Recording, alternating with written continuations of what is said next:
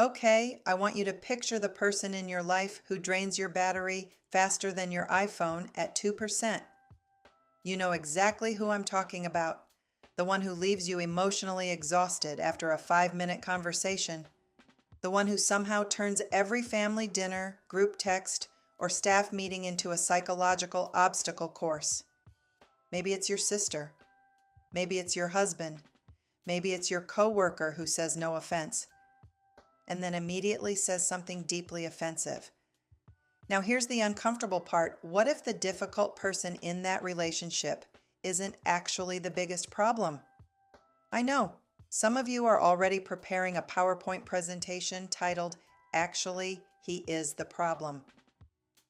Stay with me, because today I'm going to show you the mindset shift that completely changed how I handle difficult people.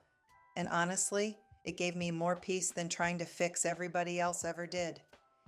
And later in this video, I'm going to explain the one relationship role that quietly destroys more relationships than all the others combined. So don't go anywhere. The 4 relationship roles. All right, let's talk about the 4 roles people fall into in difficult relationships. And while I'm explaining these, I need you to resist the urge to elbow somebody sitting next to you, because most of us have played all 4 at some point. Role number 1, the pretender. This person smiles and says, "Oh no, everything's fine." Meanwhile, internally, she's writing a 17-page manifesto. The pretender avoids conflict at all costs, keeps the peace, acts agreeable, but underneath, resentment is marinating like a slow cooker. And here's the dangerous part: pretending works until it doesn't, because eventually all that unspoken frustration leaks out sideways. Passive-aggressive comments, coldness, emotional distance, a dramatic sigh while unloading the dishwasher. Role number 2, the volcano. This is the person who says, "I'm standing up for myself," which sounds healthy, except what's actually happening is that 20 years of suppressed resentment just exploded like a gender reveal party gone wrong. The volcano stores every hurt, every disappointment, every eye roll from Thanksgiving 2009, and then one random Tuesday, boom. Now listen, some of the anger is absolutely valid, but when we communicate from rage and blame, people stop hearing us. They only hear the explosion. Role number 3, the pleaser. Ah, yes, the emotionally exhausted woman starter pack. The pleaser says yes when she means no, over-explains, keeps everybody comfortable, avoids disappointing people like it's a full-time job, and outwardly, she looks incredibly nice. Internally, she is one inconvenience away from moving to a cabin in the woods and changing her name. Now here's what nobody tells women about people pleasing. It's not always kindness. Sometimes it's fear. Fear of conflict, fear of rejection, fear of not being liked. And that realization changes everything. Role number 4, the double agent. This one quietly destroys relationships faster than all the others. This is where people stop communicating directly. They go behind backs, hide things, manipulate, lie, cheat, emotionally check out. Instead of saying, "Hey, I'm hurt," they become emotionally sneaky. And honestly, most people don't even realize they're doing it. Because when people feel emotionally unsafe, they often stop being honest long before they stop being angry. So, which one hit a little too close to home? Because this is the part nobody loves hearing. Before a relationship changes, we usually have to see our own role in the dynamic first. And no, that is not weakness. That is emotional maturity. And if this conversation is already making you feel personally attacked in the best possible way, my course, Dealing with Other People, goes way deeper into how to stop repeating these patterns without becoming a doormat. Link is below. Now here's where things get really interesting. Most of us believe difficult relationships feel painful because of the other person's behavior. And yes, sometimes people are difficult. Some people absolutely need therapy and a nap. But psychology tells us something incredibly important.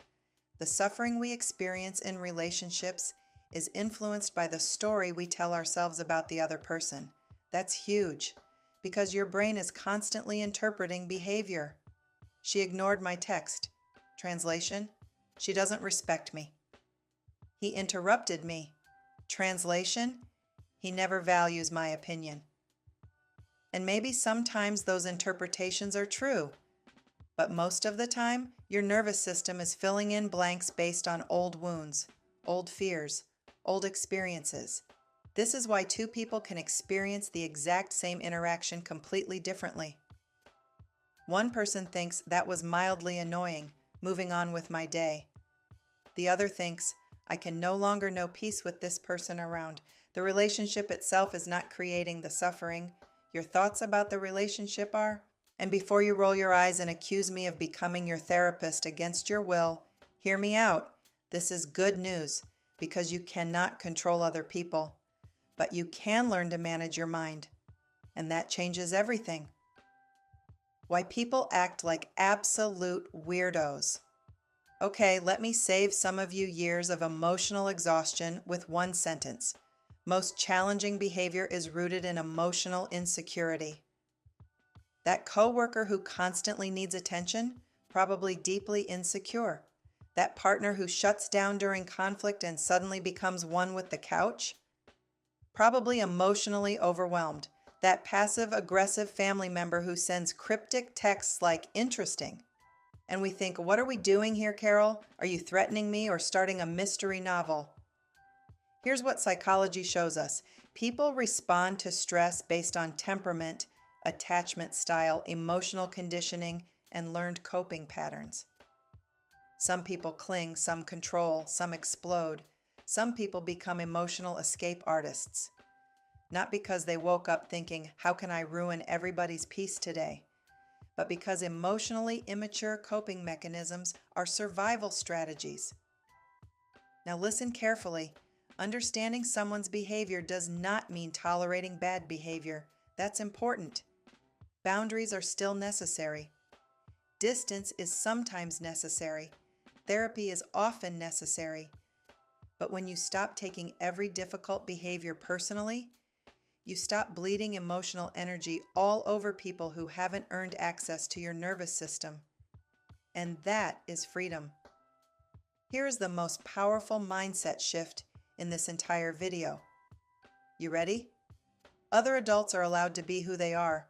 I know, rude, inconvenient, terrible news for control freaks everywhere. But this is where peace starts, because so much emotional exhaustion comes from arguing with reality. We keep thinking they should communicate differently. They should be more self-aware. They should finally validate me. Maybe, but what if they don't? That's the real question. Because your peace cannot depend on somebody else suddenly becoming emotionally healthy. That is way too fragile. So instead, ask yourself, how do I want to show up in this relationship? Do I want to show up resentful, reactive, passive-aggressive? Or do I want to show up grounded, direct, calm? That is where your power lives, not in controlling them, in managing you. And one practical thing that helps tremendously: pause before reacting. Research shows even taking a short break during conflict dramatically reduces emotional escalation, meaning sometimes the most emotionally mature thing you can say is, you know what? I need 10 minutes before I respond because right now my inner teenager is trying to drive this conversation. That is growth. The tool that changes everything. I want to leave you with one tool that genuinely changed my relationships. It's called cognitive reappraisal, fancy psychology phrase for a very simple concept. It means changing the interpretation. Instead of, she's controlling and impossible, try, she's anxious and trying to create certainty. Instead of, he never listens to me, try, he communicates differently than I do, and maybe I need a different approach. Again, this is not about excusing toxic behavior. This is not just be positive. This is about creating enough emotional space that you can respond intentionally instead of reacting automatically. Because resentment is exhausting. And honestly, a lot of us are finally realizing I do not want to spend the second half of my life emotionally babysitting grown adults. Amen. Relationships are messy. People are messy. We are messy. But one of the most liberating things you will ever learn is this: your peace does not have to rise and fall based on somebody else's behavior. You do not have to wait for another person to become more self-aware, more emotionally available, more considerate, or more healed before you get to feel calm. This is where emotional freedom begins. Not perfection, not conflict-free living, just freedom. Freedom from constantly trying to manage everybody else's emotions. Freedom from taking everything personally. Freedom from handing your nervous system over to difficult people like it's a community resource. And if this video hit home for you, my course, Dealing with Other People, will help even more.